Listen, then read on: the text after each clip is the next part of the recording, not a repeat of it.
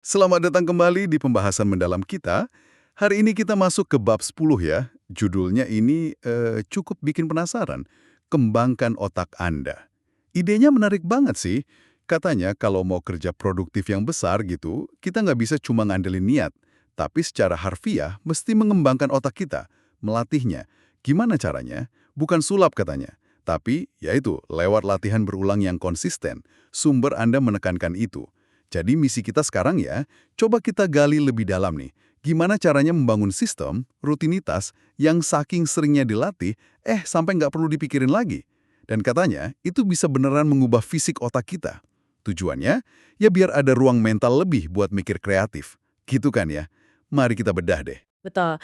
Konsep utamanya di sini yang paling dasar mungkin ya, itu gagasan bahwa aktivitas berulang itu punya dampak fisik nyata di otak. Sumber Anda kan mengutip Michael Merzenich tuh, yang bilang otak dibangun sebagai fungsi dari bagaimana kita menggunakannya. Ini bukan kiasan doang loh. Latihan terus-menerus, pengulangan yang disengaja, itu benar-benar gimana ya, mengukir perubahan fisik di jaringan saraf kita. Tunggu, tunggu. Jadi ini lebih dari sekedar, katakanlah, membentuk kebiasaan biasa gitu. Maksudnya secara psikologis. Sumber ini bilang ada perubahan fisik. Gimana tuh penjelasannya? Kayak apa? Iya, tepat sekali. Ini lebih dalam dari sekedar perilaku.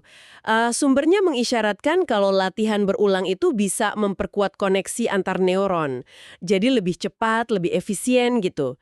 Coba bayangin aja kayak jalan setapak di hutan. Kalau sering dilewati, kan lama-lama jadi jelas, gampang dilewati. Nah, sumber itu juga nyebutin soal jalur saraf tertentu jadi lebih terisolasi. Kayak kabel listrik yang dibungkus rapi gitu, biar sinyalnya lancar tanpa gangguan. Itu yang bikin rutinitas jadi terasa otomatis. Gampang banget dilakuin. Wah, oke. Penjelasan bagus itu. Jadi kayak pianis konser yang disebut di materi ya. Kan mereka udah latihan jari, baca not, sampai kayaknya udah nyatu sama diri mereka. Otak mereka udah terbentuk lah ya untuk tugas itu. Makanya mereka bisa fokus ke ekspresi musiknya. Bukan lagi mikirin, ini jari kemana, notnya apa. Persis. Latihan bertahun-tahun itu secara fisik mengubah bagian otak yang relevan. Dan sumber Anda menekankan prinsip ini. Semakin banyak rutinitas dasar yang bisa Anda otomatisasi, apapun itu, ngelola email, ngerencanain hari, bahkan cara berpikir tertentu, nah, semakin besar kapasitas mental yang tersisa buat apa? Ya, buat kerjaan yang beneran butuh kreativitas, pecahin masalah rumit, cari ide baru. Rutinitas ini jadi kayak landasan yang kuat gitu, yang bikin pikiran Anda bebas buat terbang lebih tinggi. Ngerti. Jadi kayak bangun fondasi dulu ya sebelum bangun gedung tinggi. Menarik nih gimana sumber ini nyambunginnya ke sistem manajemen waktu. Disebut kayak sistem operasi personal kita ya. Terus sistem kayak 5 tugas dari bab 9 itu gimana perannya dalam melatih otak ini? Iya, analogi sistem operasi itu pas banget.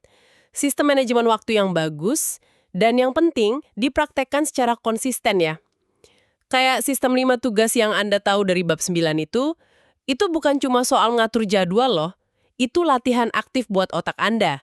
Melatih fokus, melatih ngelola beban kerja biar efektif, dan secara sadar ngelawan kecenderungan kita buat nunda-nunda, atau malah sibuk sama hal nggak penting. Dengan ngelatih sistem ini berulang kali, Anda pelan-pelan ngebentuk ulang respon otak terhadap kerjaan. Jadi lebih terstruktur, lebih produktif.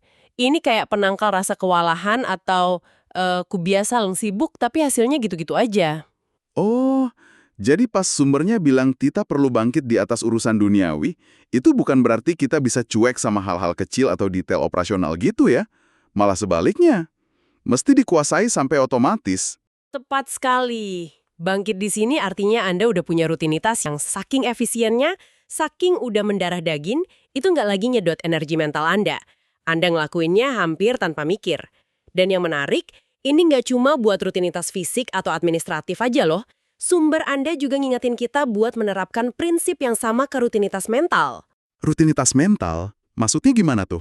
Contohnya? Nah, kayak yang dibahas di bab 5 dan 6 materi Anda soal seni bertanya. Ingat kan?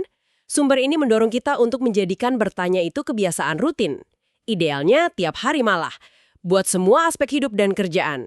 Terus aja tanya, kenapa? Gimana kalau? Apalagi ya kemungkinannya? Gitu. Ini kayak latihan beban buat otot mental Anda. Biar otak tetap lentur, terus terstimulasi. Dan ya itu, buka pintu buat ide-ide baru, solusi baru secara terus-menerus. Ini juga bagian dari mengembangkan otak Anda. Oke, oke. Ini ngasih sudut pandang baru banget sih. Jadi kalau kita tarik kesimpulan buat Anda dari bab 10 ini ya, intinya produktivitas tinggi itu bukan cuma soal nyari tools atau trik efisiensi terbaru. Lebih dalam dari itu ternyata. Ini soal secara sadar, aktif, ngebentuk ulang otak kita. Lewat praktik disiplin dan ngulang-ngulang rutinitas yang efektif. Baik itu fisik maupun mental. Anda bangun kapasitas buat kerja kreatif yang lebih besar dengan cara mengotomatisasi dasar-dasarnya dulu, fondasinya. Iya, dan ini akhirnya membawa kita ke satu pertanyaan penting nih buat Anda renungkan. Kalau kita tahu sekarang bahwa praktik berulang itu secara fisik mengubah otak buat mendukung produktivitas dan kreativitas, kira-kira rutinitas kecil apa, sekecil apapun itu, yang bisa mulai Anda latih secara konsisten setiap hari, mulai hari ini deh, untuk mulai mengembangkan otak Anda secara spesifik demi mencapai tujuan besar Anda. Apa ya langkah pertama pembentukan ulang itu? Nah, itu sesuatu buat Anda pikirkan lebih lanjut.